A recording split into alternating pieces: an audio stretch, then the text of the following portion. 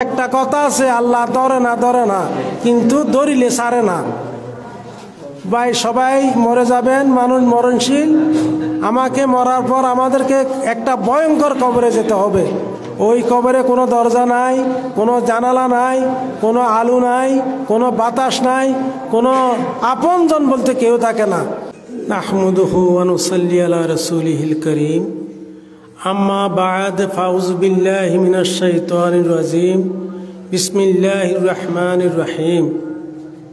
আজকের আয়োজিত সুন্দর সমাবেশের সম্মানিত সভাপতি, মঞ্চে উপবিষ্ট আছেন প্রধান অতিথি, বিশেষ অতিথি, আলেমে দ্বীন, কোরআনে হাফেজ, জামাত ইসলামী বাংলাদেশের নেতা, সহযোগী সদস্য, কর্মী, সবাই আসসালামু আলাইকুম ওয়া রাহমাতুল্লাহি ওয়া বারাকাতুহু।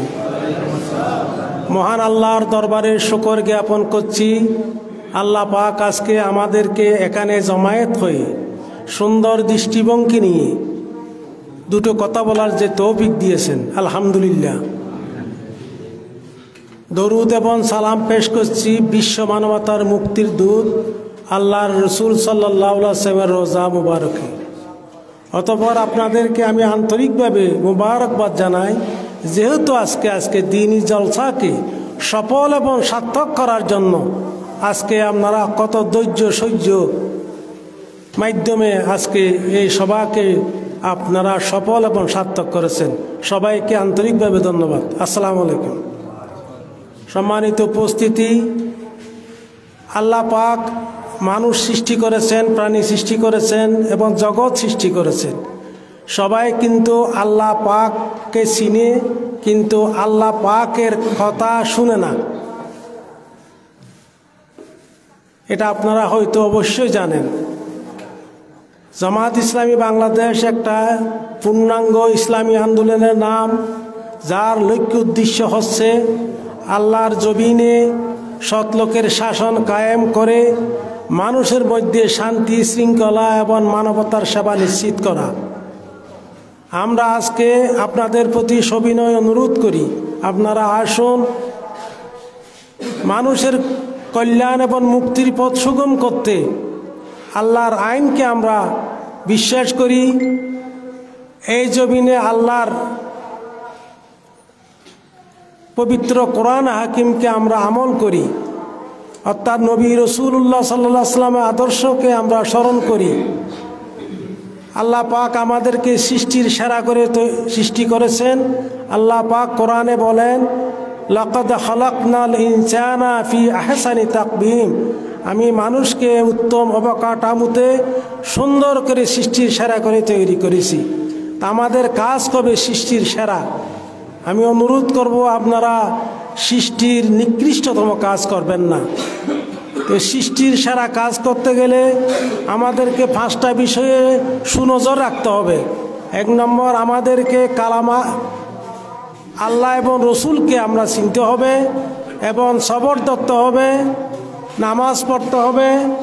সাথে সাথে আমাদেরকে জিহাদ ফি সাবিলিল্লাহ ডাক নিয়ে আমাদেরকে আল্লাহর পথে জিহাদ করতে হবে। সর্বশেষ হচ্ছে আল্লাহকে ভয় করতে হবে।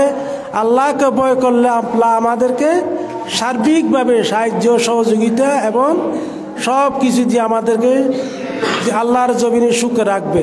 সম্মানিত উপস্থিতি, আপনারা সবাই জ্ঞানী, আমি কিন্তু বক্তা নয়। তারপরেও আমি আমার কর্মজীবন থেকে আমি দুটো কথা বলতে চাই। আমি একজন আপনাদের বিশেষ করে রোগাগ্রস্ত ব্যক্তির একজন বাস্তব সেবক। আমার জীবনে আমি মানব সেবায় যা কল্যাণ পেয়েছি সব কিছু আল্লাহর পক্ষ থেকে। আপনারাও, আমি আপনাদেরকে পরামর্শ দিই, আপনারা সৎ কাজের পুরস্কার আপনারা অবশ্যই পাবেন, আপনারা যদি সৎ কাজের পুরস্কার আপনারা দেন। আমি আশা করি আপনারা সবাই জামাত ইসলামী বাংলাদেশের ছায়াতলে এসে জামাত ইসলামের নেতা কর্মীর প্রতিটি গুরুত্বপূর্ণ কথা আপনারা শ্রবণ করুন এবং আপনারা নিজেরাই আল্লাহর জমিনে আল্লাহকে খুশি করার জন্য আল্লাহর প্রেরিত নবী রাসূলুল্লাহ সাল্লাল্লাহু আলাইহি ওয়াসাল্লামের আদর্শ তথা পবিত্র কোরআনের কথা মতে আপনারা জীবনটা আপনারা সুন্দরভাবে পরিচালনা করুন। আমি আশা করি আপনাদের জীবনে দুর্দশা আসবে না। কিন্তু একটা কথা আছে, আল্লাহ ধরে না কিন্তু ধরিলে ছাড়ে না। ভাই সবাই মরে যাবেন, মানুষ মরণশীল। আমাকে মরার পর আমাদেরকে একটা ভয়ঙ্কর কবরে যেতে হবে। ওই কবরে কোনো দরজা নাই, কোনো জানালা নাই, কোনো আলো নাই, কোনো বাতাস নাই, কোনো আপনজন বলতে কেউ থাকে না।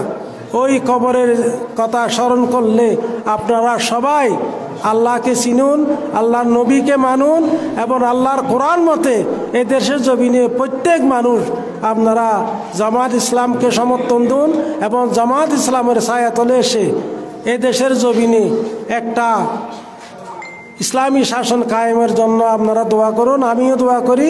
এই বলে আমার সংক্ষিপ্ত বক্তব্য আমি শেষ করছি। আসসালামু আলাইকুম।